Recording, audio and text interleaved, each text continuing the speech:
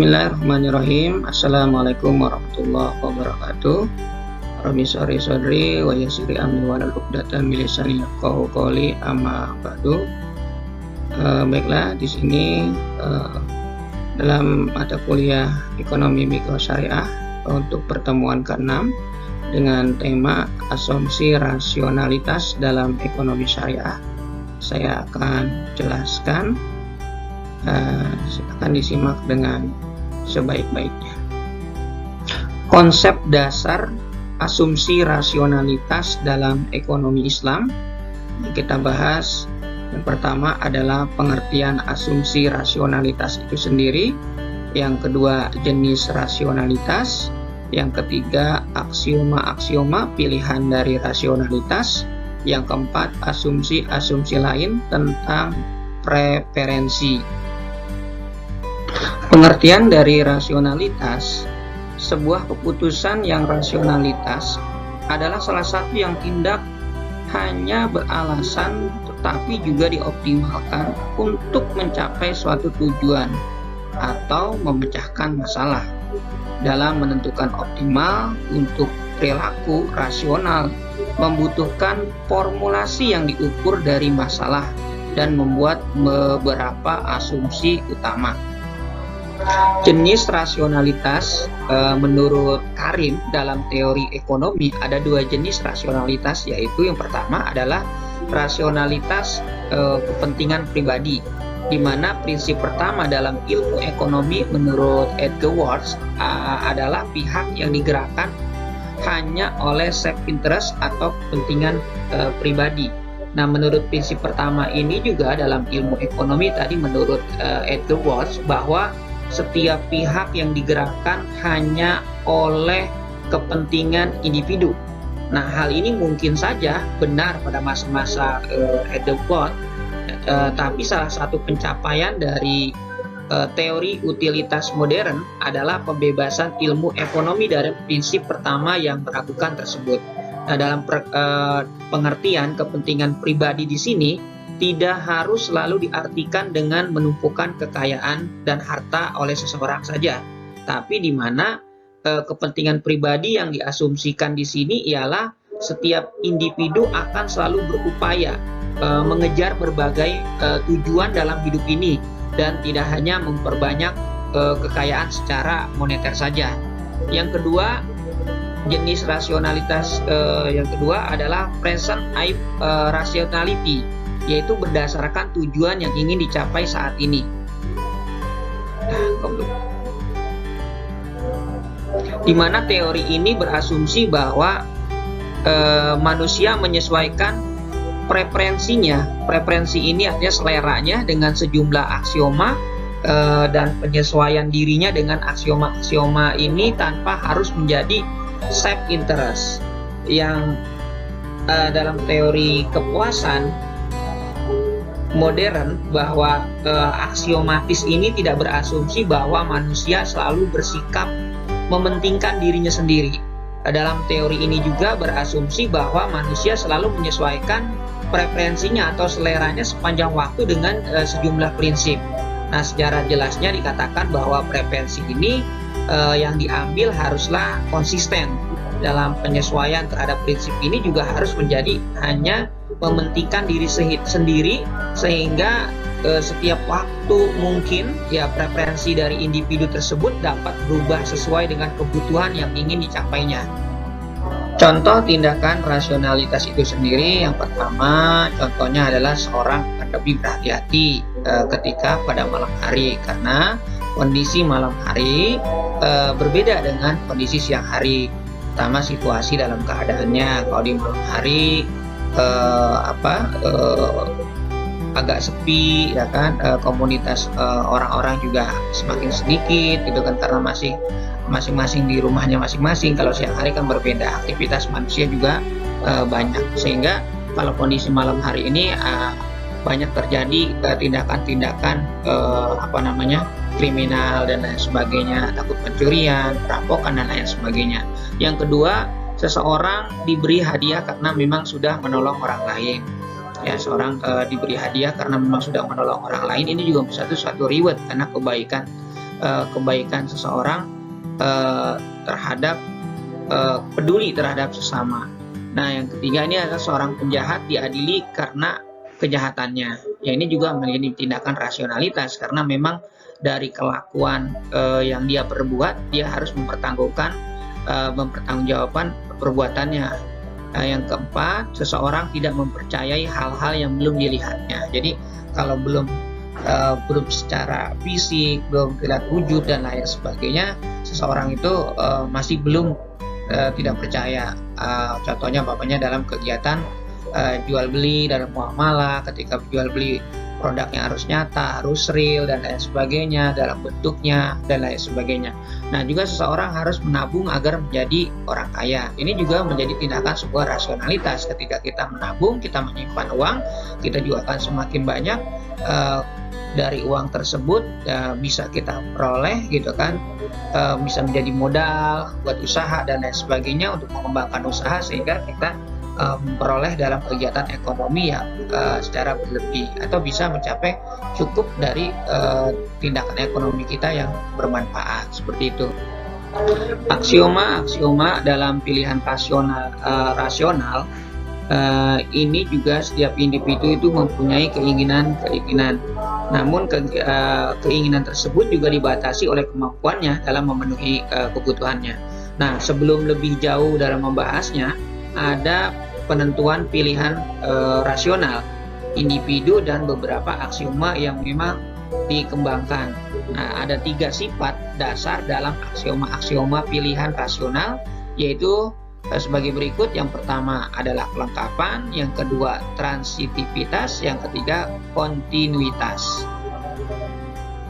Aksioma pilihan rasional yang pertama adalah kelengkapan, di mana asumsi ini menyatakan bahwa jika individu dihadapkan pada 2 situasi A dan B pilihannya, ia dapat selalu menentukan secara pasti salah satu dari 3 kemungkinan. Yang pertama, A lebih disukai daripada B, yang kedua B lebih disukai daripada A, yang ketiga A dan B sama-sama disukai. Nah, ini juga diasumsikan seseorang dapat mengambil keputusan secara konsekuen dan mengerti atau memahami akibat dari keputusannya tersebut. Nah, asumsi juga ini mengarah pada kemungkinan bahwa seseorang itu lebih menyukai salah satunya dari A dan B. Yang kedua adalah transitivitas, di mana asumsi ini menyatakan bahwa pilihan individu bersifat konsisten secara internal. Jika diasumsikan, dicontohkan, jika bagi seorang A ini lebih disukai umpamanya daripada si B, dan B lebih disukai daripada si C, tapi maka baginya A ini adalah harus lebih disukai dari semuanya. Nah, asumsi ini menyatakan bahwa pilihan individu ini memang bersikap konsisten secara internal. Yang ketiga adalah kontinuitas. Kontinuitas di sini asumsi ini menyatakan bahwa situasi-situasi yang mendekati pilihan harus menjadi prioritas pilihannya. Kecenderungan itu mendorong manusia secara natural atau alami dan naluriah untuk membangun referensinya. Dicontohkan umpamanya jika bagi seorang A lebih disukai daripada B, maka situasi yang secara cocok mendekati A harus juga lebih disukai daripada B. Nah, dari aksioma dan asumsi di atas, bahwasanya dapat dianalisa bagaimana individu dapat membuat tingkatan dari berbagai situasi pilihan, atau secara singkat hal tersebut juga dinyatakan sebagai utility atau nilai guna. Nah, dalam Islam ada nilai-nilai yang memang harus diperhatikan, yaitu halal dan haramnya dalam kita mengkonsumsi barang atau produk. Nah, serta ada nilai berkahnya, tidak barangnya yang akan kita konsumsi, sehingga jika individu dihadapkan pada 2 pilihan A atau B, maka seorang muslim harus mempunyai prinsip keislaman yang akan memilih barang tersebut, terutama memiliki tingkat kehalalannya, keberkahannya juga yang lebih tinggi, walaupun barang yang lainnya secara fisik lebih disukai. Perluasan konsep rasionalitas pendapat tentang self-interest rationality bahwasanya diperkenalkan oleh Edgar Walsh adalah konsep yang memang lebih baik dalam arti kan kita berasumsi bahwa individu itu mengejar banyaknya tujuan, bukan hanya memperbanyak kekayaan secara moneter saja. Namun konsep ini terlalu longgar sehingga tindakan apapun dari seseorang dapat dijustifikasi sebagai rasional karena memang seseorang tersebut menyatakan bahwa tindakannya didorong oleh self-interest atau keinginan pribadi. Nah, pendapatan tentang self-interest nationality ini juga bahwa teori modern tentang kepuasan rasional tidak disepakati secara menyeluruh. Dalam ilmu Islam terdapat dua cara yang untuk mendistribusikan pendapatan. Contoh umpamanya yaitu zakat. Nah, zakat ini kan sifatnya wajib dan adanya infak. Infak ini adalah sifatnya adalah sukarela. Nah, dalam kebanyakan kasus sektor sukarela ini tidak dapat secara mutlak dijelaskan bahwa tindakan sukarela ini memenuhi persyaratan transivitasnya. Jika umpamanya pekerjaan seseorang dengan gaji 10 juta lebih disukai daripada pekerjaan dengan gaji yang 5 juta. Dan pekerjaan yang memang gaji 5 juta ini lebih disukai daripada pekerjaan yang gaji 2 juta. Nah, kira-kira apakah masuk akal jika pekerjaan dengan gaji 2 juta itu lebih disukai daripada pekerjaan dengan gaji 10 juta? Menurut aksioma transivitas, hal ini dianggap tidak masuk akal atau irasional karena tidak konsisten. Namun bila dikaitkan dengan sektor sukarela yang tadi, hal-hal yang sepertinya irasional seperti ini dapat dijelaskan sebagai suatu hal yang rasional. Dalam konsep rasionalitas dalam perspektif Islam ini, adanya batasan terhadap rasionalitas dalam ekonomi Islam. Nah, tidak hanya berdasarkan pemuasan nilai untuk di dunia saja, tetapi berdasarkan pemuasan nilai untuk di duniawi, tetapi juga berdasarkan pula aspek-aspek. Di antaranya, yang pertama adalah pilihan-pilihan logis, ekonomi, dan faktor eksternal, seperti tindakan altruis dan harmoni sosial. Tindakan altruis di sini adalah memang prinsip atau dari amalan nilai moral kita yang memperhatikan dalam kebahagiaan manusia lain untuk untuk berkegiatan sosial, sehingga menghasilkan kualitas hidup yang baik dari segi material maupun spiritual. Karena memang ciri-ciri dari altruis di sini artinya mengutamakan orang lain, ya contohnya sikap mengutamakan kepentingan orang lain itu misalnya seorang ketika kita bekerja kita membawa cemilan nih, nah kepada rekan kerja meskipun kita lapar kita berikan kepada rekan kita, ya kan? Terus juga umpamanya kita ketika berada di kereta umpamanya memang posisi tempat duduk yang memang sudah penuh dan kita melihat kondisi ada orang tua mungkin gitu kan, yang orang tua yang sudah lansia gitu berdiri dan kita duduk dan kita memberikan tempat kita untuk dia duduk dan kita berdiri, itu juga salah satunya adalah mengutamakan mengutamakan orang lain. Ini juga ciri dari altruis ya. Yang kedua dari cirinya itu berpikir tentang bagaimana tindakan kita itu mempengaruhi orang lain. Misalnya kita menjadi sangat bersemangat saat mengetahui bahwa restoran tempat saji kita nih favorit yang tempat kita makan dan lain sebagainya, ketika kita mau makan itu harus kita pesan makanan itu dengan antri dan lain sebagainya. Sekarang sudah memiliki aplikasi yang memungkinkan kita dalam memesan sebelumnya untuk melewati antrian. Namun juga itu juga akan menjengkelkan bagi orang-orang yang memang menunggu antrian karena pesanan mereka juga akan terhambat. Ya karena karyawan memprioritaskan pesanan kita melalui online dan lain sebagainya. Yang ketiga, merasa lebih baik setelah membantu seseorang. Nah, juga ini juga menjadi ciri dari altruis ya, bahwa individu altruis itu memiliki sikap yang tidak mementingkan diri sendiri, tidak egois gitu. Mereka mempunyai atau menyukai bagaimana perasaan mereka setelah membantu orang lain. Kayak kalau kita ngebantu orang lain, kita menolong orang lain, itu ada perasaan yang memang suatu kebahagiaan yang tidak bisa kita rasakan gitu. Karena memang dengan kata lain ya, orang-orang yang memang dengan sikap ini juga suka berbuat baik untuk menolong orang lain, seperti itu. Juga ciri-ciri dari altruis itu proaktif, salah satunya adalah proaktif itu kita tidak menunggu peluang lagi gitu.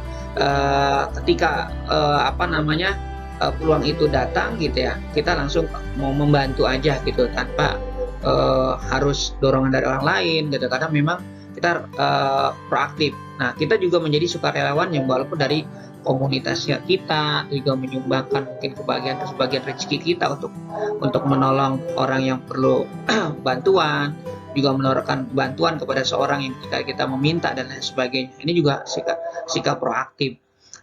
Yang kelima dari ciri-ciri altruis ini memiliki dan menunjukkan tingkat kepercayaan diri yang sehat. Nah, kita begitu yakin dengan moral serta keyakinan yang kita yakini, bahwa sehingga kita jarang mempertanyakan diri sendiri atau mengalami keraguan diri. Ini kita ragu. Nah, kita tahu bahwa kita hidup ini adalah sebuah ide yang luar biasa, bahwa kita benar-benar membuat kehidupan orang-orang yang di sekitar kita itu menjadi lebih baik, dan tentunya hal itu juga membuat hidup kita itu jadi lebih baik. Nah, itu juga menjadi suatu kepribadian yang membangkitkan kehidupan yang bermanfaat. Terus juga dalam tindakan ini adalah terciptanya harmoni sosial, ya, saling menghargai satu dengan yang lain, saling membantu dengan satu yang lain, bersilaturahim, tidak membeda-bedakan baik suku, ras, budaya dan lain sebagainya. Itu juga salah satu adalah pemilihan logis dalam tindakan ekonomi atau faktor eksternal yang memang seperti tindakan altruis dan harmoni sosial. Yang kedua, memasukkan dimensi waktu yang melampaui horizon duniawi sehingga segala kegiatan ekonomi yang berorientasi dunia akhirat. Nah, segala aktivitas kita di dunia itu dalam kehidupan sosial, dalam kegiatan muamalah itu harus dimasukkan dengan nilai-nilai ibadah. Karena nilai-nilai ibadah ini adalah satu nilai yang nantinya ya menjadi suatu bekal kita. Kita percaya bahwasanya ketika kita hidup di dunia dan kita meninggalkan nanti dunia itu ada suatu kehidupan yang lain, yaitu kehidupan akhirat yang kekal dan abadi. Nah, dari memasukkan duniawi ini dengan konsep ibadah yang kita berikan nilai ibadah, maka kita di sini adalah orientasinya dunia ini adalah untuk bekal kita di akhirat. Yang ketiga, konsep dari memenuhi aturan-aturan yang telah ditetapkan oleh syariat Islam. Ya, jadi kita tidak melanggar koridor-koridor yang memang aturan-aturan yang memang syariat Islam yang sudah tetapkan lewat Al-Quran dan As-Sunnah. Yang keempat yaitu usaha untuk mencapai palah. Palah itu adalah kemenangan. Ya, kemenangan kita dalam dunia ini nanti suatu saat kemenangan kita secara abadi adalah kemenangan yang hakiki, yaitu kebahagiaan di dunia dan di akhirat. Ketika kita dunia ini adalah sebuah ujian dari Allah Subhanahu wa Ta'ala, suatu saat ujian itu kita atasi dengan baik gitu kan, kita jalani dengan baik, dengan ikhlas, dengan tawadu, dengan tawakal, dengan rasa syukur yang Allah berikan semuanya. Jadi suatu saat kita akan diberikan kebahagiaan, satu kemenangan. Nah, kemenangan inilah yang nantinya adalah satu impian, tujuan hidup orang Islam itu adalah kebahagiaan di dunia dan di akhirat. Dasar rasionalitas dalam ekonomi Islam. Menurut Moser Kaab menguraikan beberapa prinsip dasar dalam rasionalitas ekonomi Islam itu adalah sebagai berikut. Yang pertama adalah konsep sukses atau the concept of success. Ya, ini artinya bahwa dalam Islam itu diukur dengan nilai moral Islam, bukan dengan jumlah kekayaan yang kita miliki. Ya, kita kerja siang malam dan lain sebagainya, kita usaha, kita menumpuk kekayaan dan lain sebagainya, bukan itu yang dinilainya, tapi bagaimana nilai moral Islam itu yang terwujud kalau kita menjadi seorang hartawan yang memiliki banyak harta dan lain sebagainya. Harta itu dimanfaatkan seperti apa, bermanfaat nggak buat agama dan lain sebagainya. Nah, itulah yang dimaksud dengan nilai moral Islam yang dilihatnya. Yang kedua, konsep skala perilaku konsumen atau time scale of consumer behavior. ya, bahwa konsep skala perilaku konsumen ini adalah seorang muslim memang harus percaya adanya hari kiamat dan kehidupan akhirat. Nah, keyakinan inilah yang membawa dampak berdasar pada perilaku konsumsi. Nah, perilaku konsumsi kita tentunya bahwasanya yang pertama, pilihan jenis konsumsi yang kita orientasikan itu memang untuk kepentingan dunia dan akhirat. Setiap kita konsumsi adalah yang baik, yang halal, yang toib dan lain sebagainya. Yang kedua, probabilitas kuantitas, baik itu problem banyak jumlahnya, jenis pilihan yang kita konsumsi itu cenderung memang lebih variatif dan lebih banyak, karena memang yang mencakup jenis konsumsi itu adalah kepentingan akhirat itu sendiri. Nah, yang ketiga adalah konsep kekayaan atau konsep of will. Nah, konsep kekayaan ini adalah yang artinya adalah harta, ya, yang diberikan oleh Allah Subhanahu wa taala. Ini adalah sebuah anugerah. Ya, sebuah anugerah yang diberikan oleh Allah, dan memang harta ini adalah sebagai alat, ya, sebagai alat atau sarana untuk kita mencapai tujuan hidup. Tujuan hidup itu adalah kebahagiaan di dunia dan akhirat. Ya, dengan adanya harta kita lebih dipermudah dalam mengingat Allah, dalam ibadah, gitu kan. Kalau kemarin kita nggak punya nggak punya sepeda atau nggak punya kendaraan karena jarak rumah kita jauh dengan masjid, ketika kita mau ke masjid kita harus berjalan kaki, gitu kan, dengan waktu yang lama. Dengan Allah berikan kemudahan kita dalam semua amanah harta yang kita diamanahkan oleh Allah, sehingga kita punya sepeda atau punya kendaraan bermotor, sehingga walaupun masjid agak jauh, ya, dengan adanya kendaraan terasa dekat karena lebih cepat jaraknya yang kita tempuh. Itu juga menjadi sebuah kendaraan, menjadi sebuah alat juga untuk mencapai tujuan hidup dunia dan akhirat. Nah, yang keempat, konsep barang. Konsep barang di sini atau konsep of goods.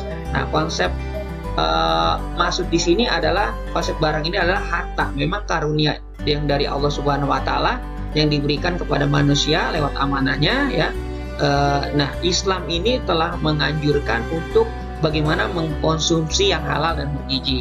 Artinya kalau kita mengkonsumsi makanan harus yang baik, yang bergizi, biar sehat dan lain sebagainya, yang halal, gitu kan. Jangan makannya harta yang haram atau minum-minuman yang haram dan lain sebagainya.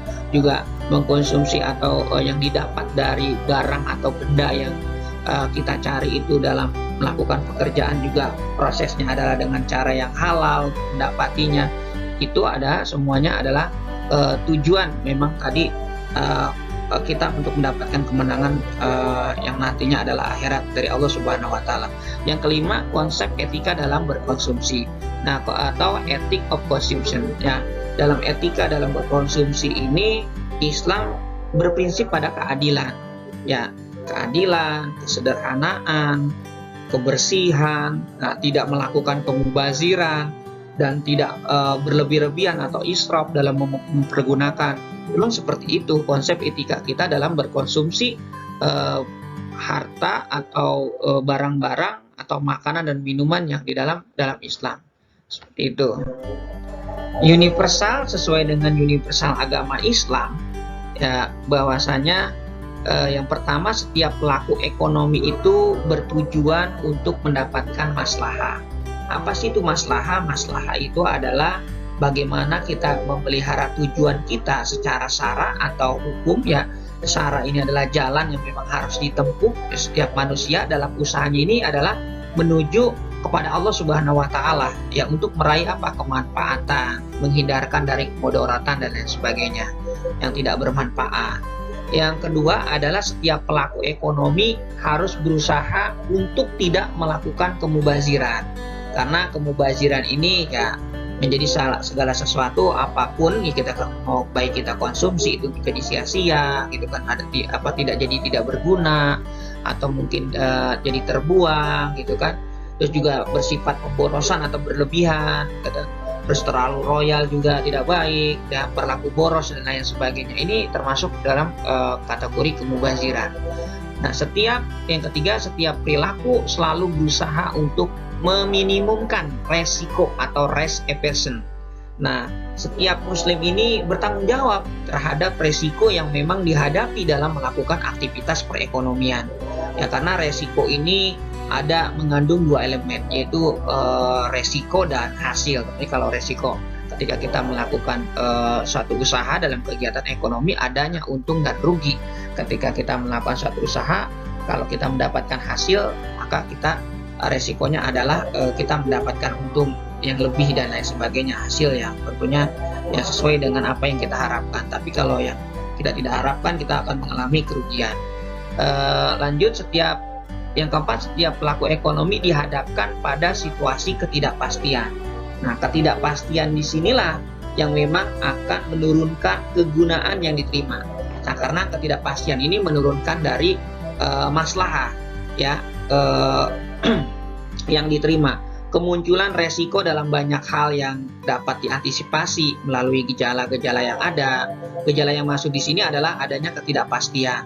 Nah, cara spesifiknya, situasi ketidakpastian ini akan dapat menimbulkan resiko. Dengan begitu, ketidakpastian juga banyak diidentikan dengan resiko itu sendiri, atau ketidakpastian itu dianggap sebagai dari resiko. Oleh karena itu, situasi ketidakpastian juga dianggap sebagai situasi yang dapat menurunkan nilai dari maslahah. Nah, ketidakpastian merupakan hal yang memang pasti akan terjadi, karena masa depan sejatinya hanya diketahui oleh Allah Subhanahu wa Ta'ala. Ya, adapun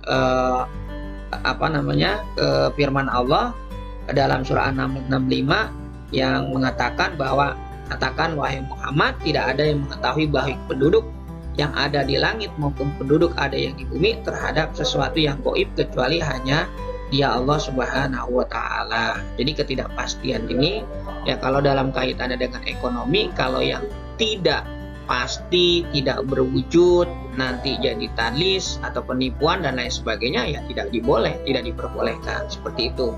Nah, setiap pelaku berusaha melengkapi informasi dalam upaya meminimumkan resiko.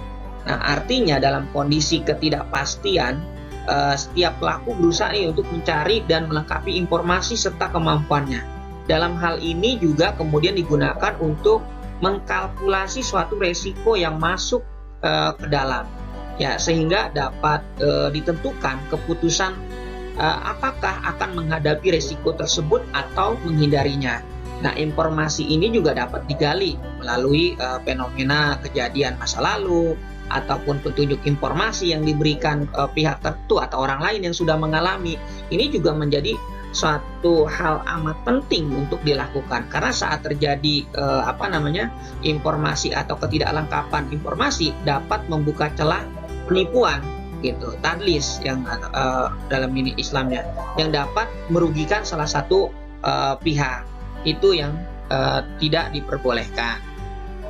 Aksioma lain yang merupakan sesuatu yang diyakini dalam Islam, aksioma lain itu asumsi yang merupakan memang sesuatu yang diyakini dalam Islam. Pertama, adanya kehidupan setelah mati.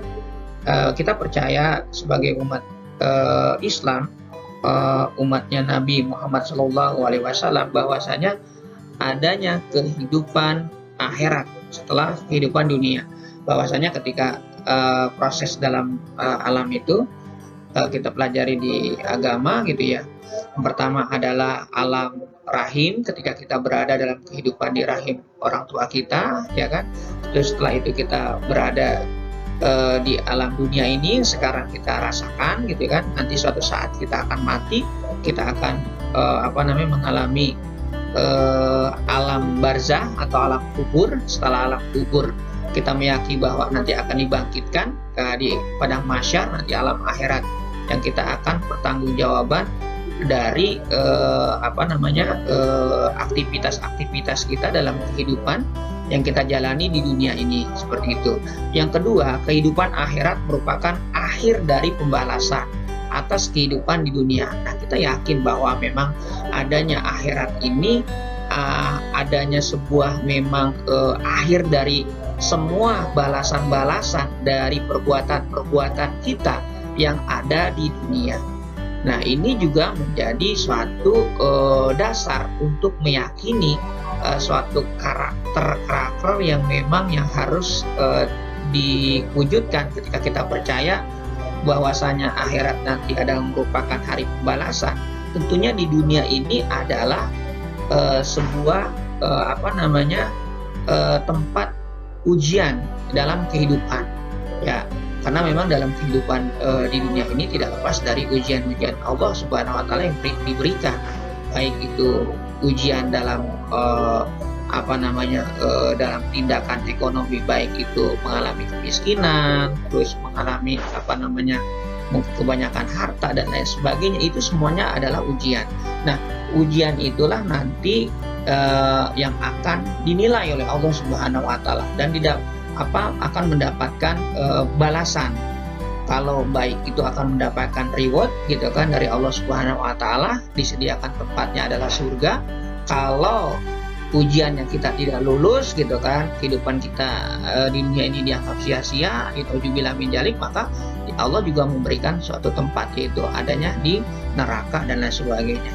Dan itu nauzubillahi min dzalik. Semoga kita menjadi orang-orang yang bertakwa, ya, beriman kepada Allah Subhanahu Wa Taala, menjadi umat Nabi Muhammad SAW, yang insya Allah adalah tempatnya surganya Allah Subhanahu Wa Taala. Amin ya rabbal alamin. Nah, yang ketiga ini adalah sumber informasi yang memang sempurna, hanyalah Al-Quran dan Sunnah, ya, Al-Quran dan Sunnah. Bahwa sumber informasi inilah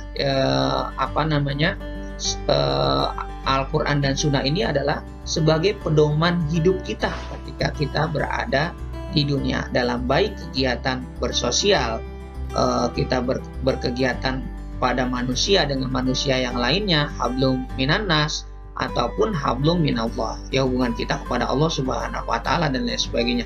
Nah, inilah Al-Quran dan Sunnah inilah yang harus kita gali dan kita selain kita baca, tapi kita kaji dan kita mengaplikasikan dalam kehidupan yang nyata, dalam kehidupan dunia ini, agar kita selamat di dunia maupun di akhirat.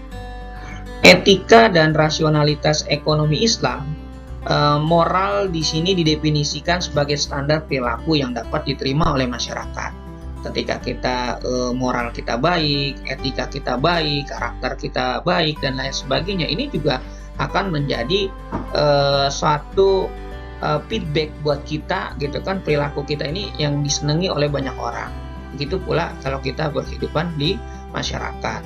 Nah, juga suatu perilaku yang memang dianggap rasional, tetapi oleh paham konvensional ini dapat dianggap tidak rasional dalam pandangan Islam. Contohnya, umpamanya kita mengkonsumsi minuman keras yang sudah jelas tidak diperbolehkan dalam Islam karena memang membawa dampak negatif dalam kehidupan.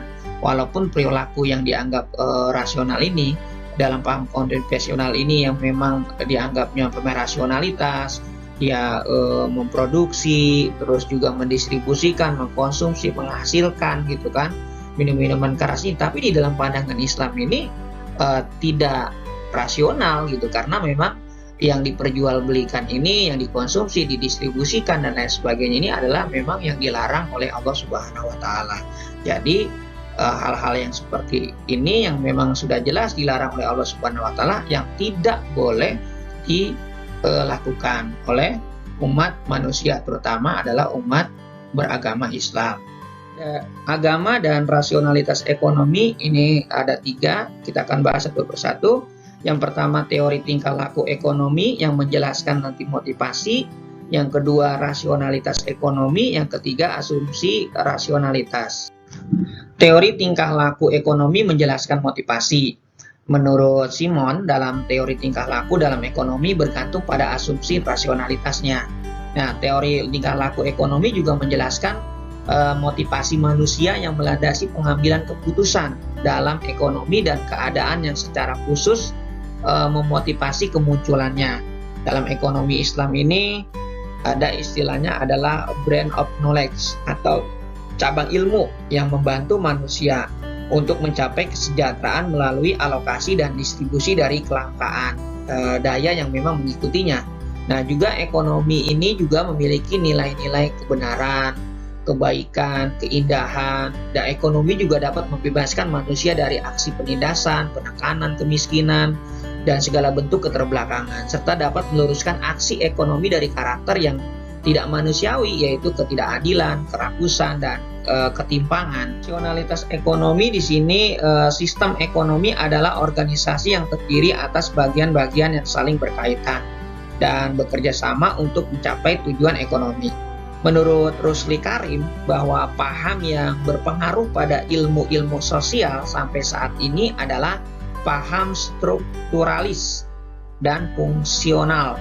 Nah, keduanya sangat dipengaruhi oleh filsafat positif ya yang berkembang pada abad ke-18, bahwasanya kapitalis dan sosialisme ini memandang bahwa agama bukan sebagai faktor penting dalam pembangunan dan kehidupan manusia. Nah, menurut Harvey Chock juga dalam Kapitalis dan Sosialis yang disebut dengan istilah sekularisme adalah memang pandangan hidup yang memisahkan antara kehidupan dunia dan propaganda dari kehidupan akhirat yang memang sakral. Nah, pandangan ini juga bertolak belakang dengan pandangan Islam tentang kehidupan di dunia. Nah, para ahli ekonomi ya seperti Lionel Robin mengatakan bahwa inti dari kegiatan ekonomi adalah aspek pilihan dalam menggunakan sumber daya. Nah, oleh karena itu manusia menemui kelangkaan atau scarcity. Dengan demikian, sasaran atau tujuan dari ilmu ekonomi adalah mengatasi kelangkaan tersebut. Nah, berdasarkan penjelasan tersebut bahwa ilmu ekonomi adalah kajian tentang perilaku manusia dalam kebutuhannya tidak terbatas terhadap sumber daya yang sifatnya adalah terbatas. Seperti itu. Yang ketiga adalah asumsi rasionalitas. Rasionalitas menjadi asumsi sentral dalam ekonomi konvensional yang menimbulkan implikasi penyimpang dari tuntutan moral.